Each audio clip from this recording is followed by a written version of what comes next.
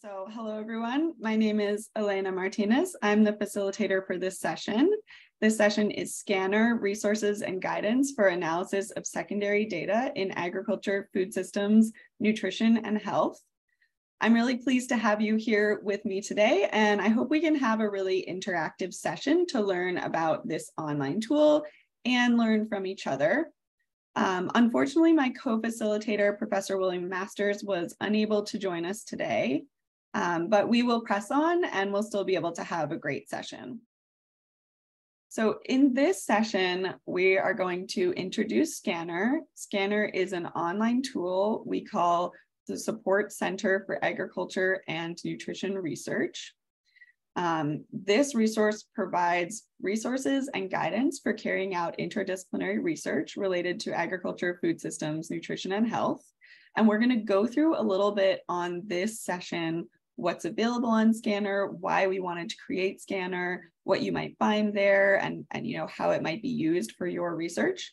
But first, I want to talk just a little bit about the motivation for creating SCANR. So our initial vision for the ANH Academy was that there was all of this increasing interest among people trained in specific disciplines in agriculture, nutrition, and health who wanted to collaborate across disciplines. But we find that people trained in different disciplines, maybe they use different vocabulary when they're talking about the same thing, or they're trying to convey similar ideas, but they're using all of these different terms. We also found that people trained in different disciplines, they use really different types of data. Maybe they're collecting data about really different things, or they're looking at really different scales of observation. Maybe some people are studying individuals and households, and some people are studying at the field or plot level. Some people are looking at national level data. So there's all these different types of data sets. And when we want to bring together an interdisciplinary community, we really need to acknowledge some of these differences in how we communicate, what our priorities are, what types of data we're interested in, and to kind of face this challenge of working together. So over the next few weeks, we're going to hear probably a lot of different ways that people in the ANH Academy community tackle this challenge. And one way we've done that through the Amana program that runs ANH Academy is by creating the SCANR website. So this is intended to be a repository of tools for interdisciplinary research and also a place to facilitate content and conversation that's useful to ANH Academy members coming from different disciplinary backgrounds. We've realized that to get into interdisciplinary research, people often need a bit of support to learn about some of the other disciplines they're going to engage with, and also to continue working in this area. We need to continue sharing resources among ourselves, but it's often difficult to seek out all of these resources by yourself on the internet while you're carrying out your own research. So the purpose of the SCANR website is to bring together some of these and create a more comprehensive resource that people in our community can come to as they're addressing research questions. And there's also just this vast availability of publicly available secondary data, and many people in our field are continuing to collect primary data. So there's many opportunities to use existing secondary data to answer research questions that we're interested in. But finding these data sets and figuring out which ones are reliable can be really challenging. So in this session, we're going to focus a lot on the parts of SCANR that are related to resources and tools around secondary data analysis. So my hope is that through this session, everyone on the call will find something in this online tool that's of value to you, and that you'll really look at it with a critical eye and think about what should be added, what should be clarified, what's confusing about this, because this website is intended to be a dynamic work in progress. As our fields evolve and new resources emerge, we hope to continue adding to it. I want to give you all a bit of a guided tour of the SCANR website so I can show you a bit of what's available on this website. I'm going to put the link in the chat So I'll share my screen and kind of walk you through what's available. And I would encourage you, if you're on a computer where you can do this, please go ahead and open the link in your own browser, and you're welcome to kind of look around on the web page as I talk and explore what is interesting to you. So here's the SCANR website. This is part of the ANH Academy website. You'll see you've probably visited the ANH Academy website before if you're on this call, because you may have registered for this conference. SCANR has its own little subheading on the ANH Academy website, but you'll find that this site is rather different from the rest of the website in that rather than sharing information about the project itself, SCANR is meant as a support center and a resource center. It's a compilation of resources, tools, and guidance for interdisciplinary research related to agriculture, food systems, nutrition, and health. And with this part of the website, we're really interested in connecting people working in this field to resources and tools that might help them with interdisciplinary research, and also connecting people working on different topics at different stages of the research process. So you'll see we have our own little subheadings under SCANR. The bulk of the information here is under the research guidance section. And this is, I think, what we'll engage with a lot today, but I'll show you around the full website. In this section, we're really compiling. This is meant to be a landing page where you can find resources that are of interest for different stages of your work or share with others. So on this page, we're not analyzing data for you. It's not a guide in itself. It's a link out to other free, accessible resources. You'll see that the website is organized on the left-hand side by general stages in the research process. So everything from finding and collecting data to identifying questions and methods, to managing and analyzing data and communicating results.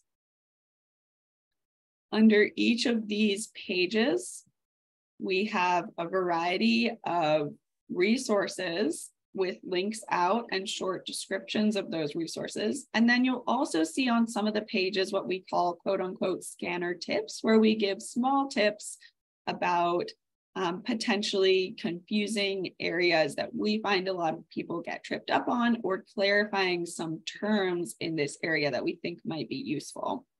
So for example, under finding secondary data, one of our more popular pages is this page of data repositories, where we've created a big list of a lot of different reliable data repositories in agriculture, food systems, nutrition, and health, where you might find secondary data that would be useful. So a lot of you have already mentioned using some of these databases in your work.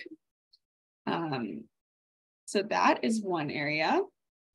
We also have a section on collecting data and some information on sharing data publicly and resources for doing so. We have a section on identifying questions and methods. For example, in this section on reviewing literature, we're really thinking about how do people who come to this field get to know the area. If you're new to interdisciplinary research in agriculture, food systems, nutrition, and health, how do you get to know what people are working on? How do you know what people from other disciplines are bringing into the field?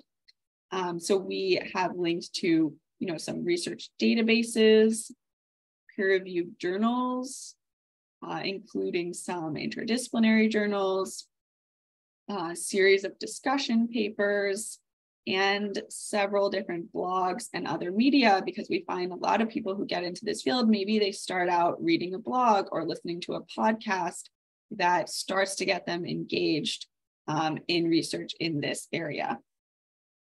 And then we also have quite a few resources on here related to using data software, because we find that one big point of difficulty for a lot of people who are engaging in analyzing secondary data or who want to learn to do that better, is learning how to use data software. So we have resources in here about how to use Excel, how to use R, Python, SAS, SPSS, data, etc.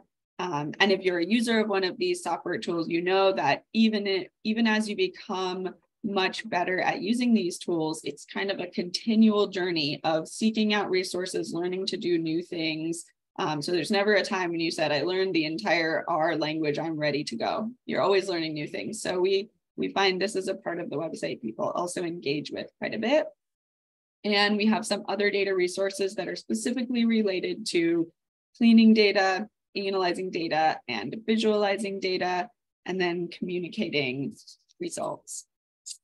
So hope you'll, give a look through this while I'm talking and find things that are of interest to you. We also have a pretty comprehensive section on SCANR related to teaching and learning resources for the ANH community.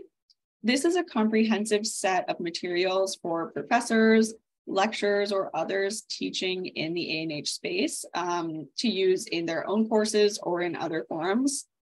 We won't engage quite as much in the teaching resources in this session because we're going to focus more on secondary data. But I would encourage any of you who are engaged in teaching or who want to be engaged in teaching to take a look through these resources. We would be very curious to hear, what is useful to you out of these. Do you use or have resources that you would be interested in sharing with others in the ANH Academy community that we could add to this resource? And then we also have a tab that we call use cases. The use cases are simply examples of how the resources on SCANR could be used to support syntheses of existing data. You'll see they're kind of little blogs that give examples of how these tools might be useful. I think we'll move on now to our final section of the workshop.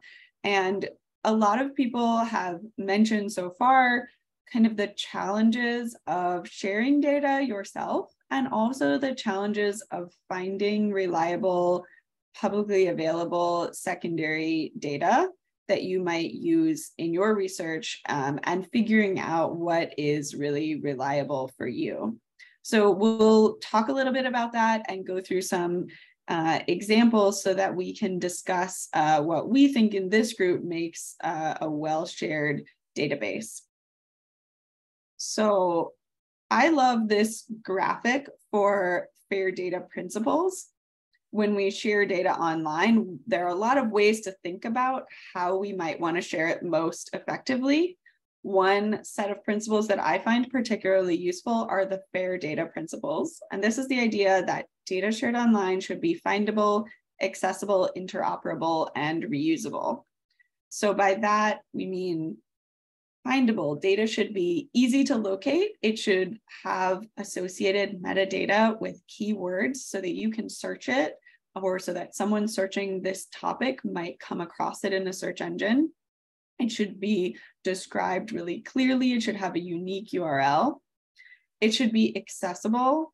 The metadata and the data should be free and open so that people can access and download them if that's in our intention.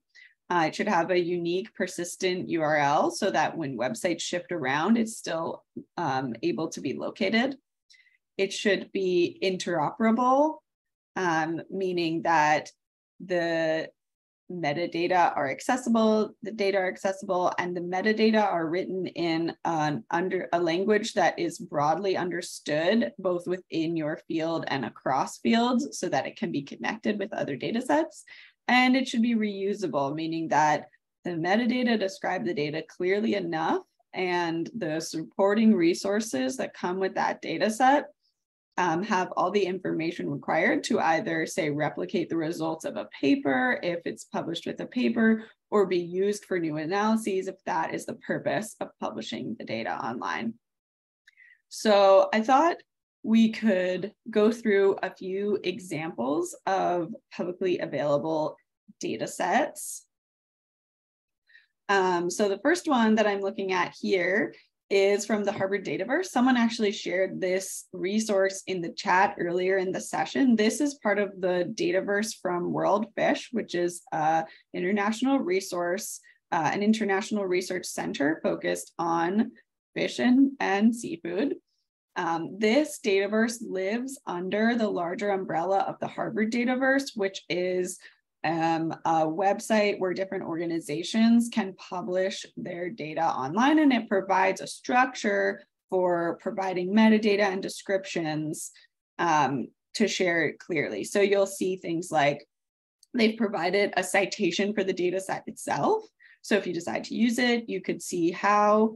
They've provided a little description of what's in this page, some subjects and keywords for the data set, and a publication from their group.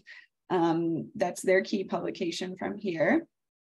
And then if you scroll down, you can see a variety of files. There's 25 different files appended here, including a report, survey tools, and some different data files.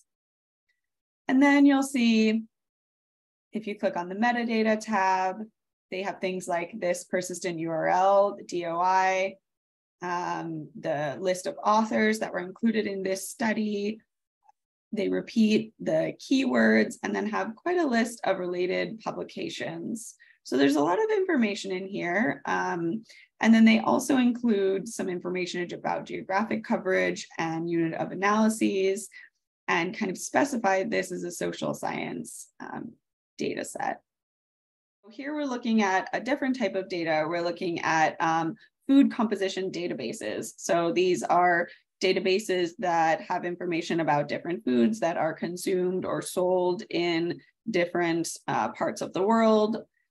And these databases would contain information, for example, about the nutrient content of different foods. This is a compilation of food composition databases published by the FAO. That's called the International Network of Food Data Systems. And there's a bunch of different databases here. We might be interested, since we've been talking about fish a little bit, we might be interested in the Global Food Composition Database for fish and shellfish. And I won't download on my screen right now, but if you're on a computer where you can do that, I'd encourage you to click through maybe this PDF user guide or the Excel sheet. You can see that here there's a paragraph describing what this database is. And who published it. Then there's quite a comprehensive user guide that shows who worked on putting this together and provides a lot of background information about what's available in this data set. And then there's also an Excel file that's pretty well organized. There's a title page that describes all of the variables, and then multiple data sheets in here. Okay, I think we'll try one more example that I had in mind. So the next thing I did was I said, okay, we've been thinking about fish a little bit. So I took the title of our first data set we looked at, Epidemiology and Health Economics of Fish, and I put that into Google Scholar to see what came out. And this article here from Aquaculture is the first thing that came up when I put in Google Scholar, fish epidemiology and health economics. This is a look at epidemiology and economic impact of disease-related losses on commercial catfish farms in Alabama, USA. So I was curious to see when I look, because another way to look for data sets is to look at articles and see if people publish the data that they used for that article. So I scrolled down to see that. And here we see the data supporting this study's findings are available from the corresponding author upon reasonable request. So for those of you, this is really common, and this doesn't mean that the authors are unwilling to share the data or that they've done anything wrong. It could mean a lot of different things. So for those of you on this call who maybe have published articles with this phrase in them before, What does this mean? And why might you write this in an article? I have used this before. Mm-hmm. And to me, it simply means that the data still has to be exploited in other ways. And if you are contacting me to have the data, I have to understand your reason of using the data. Because sometimes research data, before we render the data publicly available, we must have already exploited it. It doesn't in any way mean that the data has a problem. Maybe the research project in question has not yet gone to the end. And you have to exploit the data in other reports. So you cannot share data that is not fully exploited for the objectives of the research. That might have some consequences. If you have to publish, for example, another article looking at another angle, and then you render the data public and another researcher from elsewhere use it, is when you, the primary collector, have not used it, is not to your advantage. So that might be one of the reasons. Yeah. Yeah, thank you for sharing that. That's a great thing to think about. This might not mean they're unwilling. It might mean that you say you got a study funded and you want to write 4 or 5 papers out of the data that you've collected and make really good use of all of the resources and people's time that went into collecting those data. You might not be ready to share them when you publish the first article. So you might be kind of holding on to those, or there might be parts of that data set that you're not allowed to share for whatever reason. Maybe you collected data from, maybe it's about people and you collected data from a small group. And if you shared the full data set, that could reveal personally identifiable information. Or maybe you collected qualitative data, which can be very difficult to keep from sharing personally identifiable information, or even identifiable information about small communities. So there's a lot of different reasons why you might have this phrase, or maybe you have all the best intentions of sharing your data and your donor or the journal wants you to do that, but you simply really don't have time to get it in the cleanest form that you might want it to be in before you put it out there on the internet for other people to use. So you might be more comfortable holding it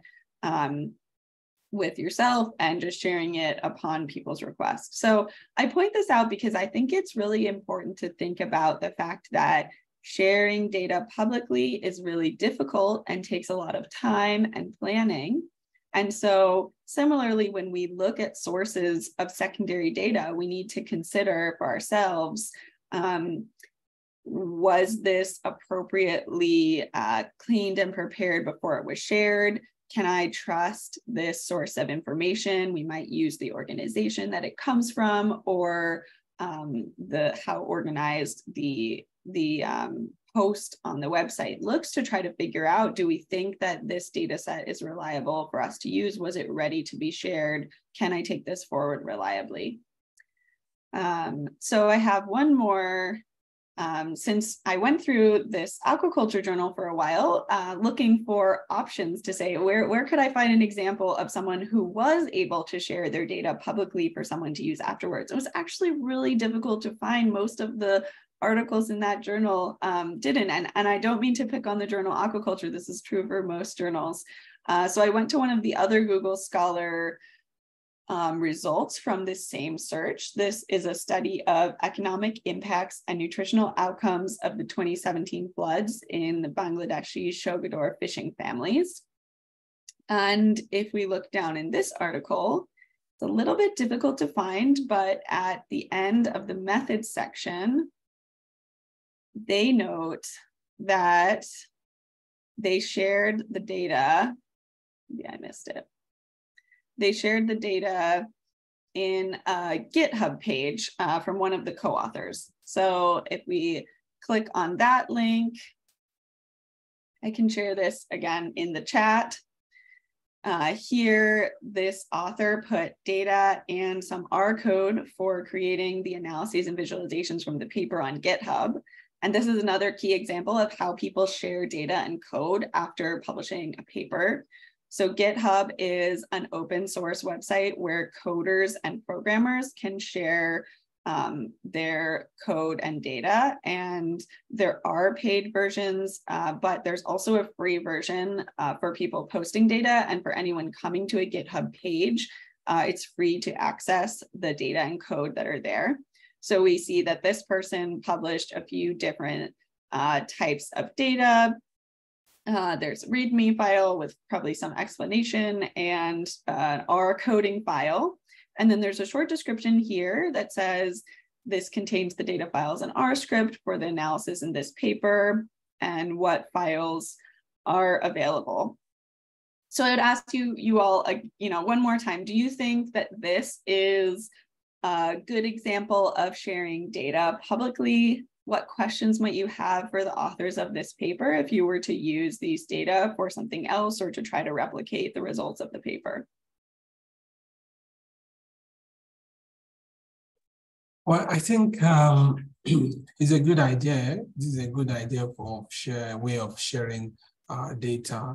And though in recent years or recently, sharing of data, advocacy around sharing of data is getting more intense. People have been, even sometimes when you submit a paper, and they will even tell you right from that you also need to share the data sets that you have used. And it's quite interesting to see that when you try to replicate some study, even if you use the same data sets, you won't get the results. And this is a life experience because my PhD journey began with replication of a study, and we're unable to, even the method of analysis that they said they use, we tried to use it, we could not even get a single result. And that's, shaping the entire of my PhD journey. So when you see people sharing data like this, and you can easily use, first thing I do if I have access to such a data is to first just open it. If it is a do file, run it exactly. Let me see if I'm going to get the same results that was reported in the paper. And if that is the case, then I can let me also use my data set. Because without people sharing their data, replication of study might be difficult and might not be able to transfer knowledge from South Pole to North Pole, or from North Pole to South Pole, as the case may be. Thank you. Thanks. Yeah, this is such an important topic, and I appreciate you bringing this up.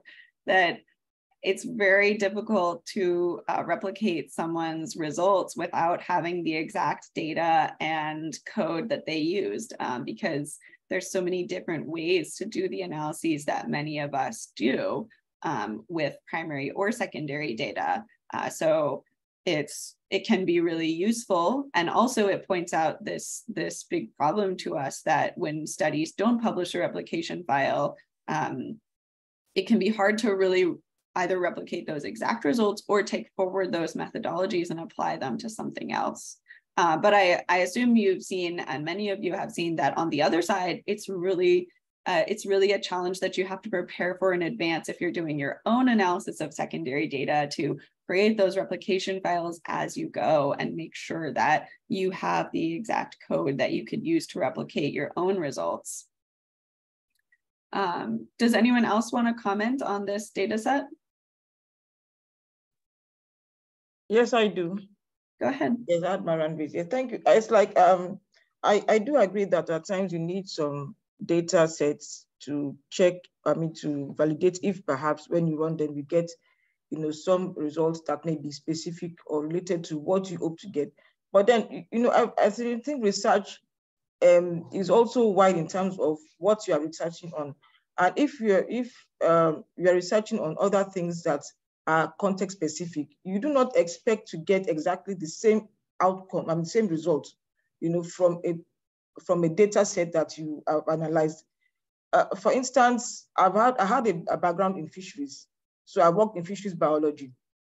So it also depends on the method you use. It also depends on the context specificity of that, or location of where the fish resides. If you're analyzing some data like heavy metals, if the fish is from an environment that is not polluted with heavy metals, you do not expect that when you run that data and compare it with yours, perhaps that is in an environment that is heavily polluted with heavy metal, that we get the same. So I think, I don't think, maybe in some areas, in some specific subjects, maybe in economics, that is when you have a lot of modeling and forecasting. That is when you expect that some things will be the same. But then in some other areas, it's going to be context specific to the subject or to the, to whatever you are investigating. So I've not really had a problem with trying to analyze data and then having to look out if the results are the same or replicated. I mean, it's the same with what has been reported before. I just look at what are the differences, what are the similarities, or what could be differences, and try to look out for the factor that could be responsible for the differences in the results. Yeah, thank you for sharing that. So there are certainly times where we might be interested in replicating the results only in terms of like as a student rerunning an analysis to understand how it works. But we would certainly expect that when we collect a different sample, like a different sample of fish or survey a different community, we would expect that we might want to replicate using the same or similar methodology or approach, but we would find slightly different results because we're analyzing different things.